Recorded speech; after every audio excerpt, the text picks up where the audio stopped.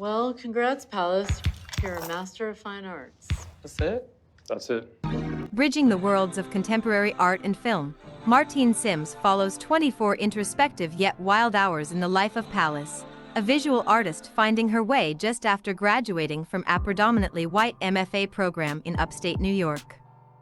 This autobiographical story, starring Diamond Stingily and inspired by Syms' time at Bard College, satirizes the art world, tracing reactions to Palace's inclusion in the Venice Biennale and her very presence. Part comedy, part hallucinatory fever dream, part jaded rom-com, this extraordinary and singular debut is marked by Syms' celebrated command of the artistic conversation. Its extravagant visual style and bold editing redefine what's possible on the big screen, seeding even more for Syms to pioneer in her landmark, multidisciplinary body of work. As Palace stumbles through a series of neon-hued encounters, ranging in tone from slapstick to dark comedy, Syms brings the invisible, everyday negotiations of a Black artist to startlingly visual life with layers of images and sounds. When a white classmate says she's never heard of the Jamaican writer Sylvia Wynter, Palace doesn't react, but a meme flashes briefly on screen with the caption, "What if I told you there were Black theorists?" No student in the film seems to feel quite as displaced by their graduation as Palace does. Considering that she is the only Black woman in the film, introduced in a scene where white academia is focused more on invading her identity than analyzing her work, we're immediately faced with the confined feeling that comes with being a Black artist in the fine art sphere. Palace is wonderfully portrayed by Stingily.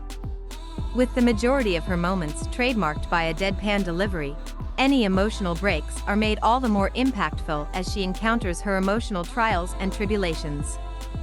Stingily's performance is tangible. Her gruffness and prickly sarcastic humor are reminiscent of someone we know. The film rests on a foundation of a chaos and calm, as reflected in its cinematography. At times, its warm, faded glow evokes vintage photographs or impressionist paintings with modern subjects. Picturesque, romantic shots are like a breath of fresh air, only to be immediately followed with cold, off-kilter framing or the contrasted intensity of a world thrown under black light. And Martine Syms's corrosive satire The African Desperate, art school is a kind of mental slavery.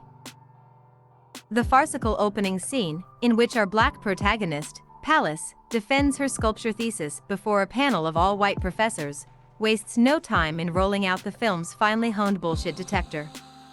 The panel's comments range from competitively well-meaning to evasive to brazenly racist, with Syms and co-writer Rocket Kaleshoe nailing the obscurantism of academic art jargon with such sincerely delivered lines as, in Palace's work, the impossible trajectory off hope becomes the ground where irony and advice dance together in frightening hallways, alive with languor and vitality. The African Desperate leads us on an intimate and riotously funny journey through picturesque landscapes and artists' studios, from academic critiques to backseat hookups, and from the night of a wild graduation party to the morning of a lonely trip back home. Please like, share and comment below your thoughts on the film. Thank you for watching.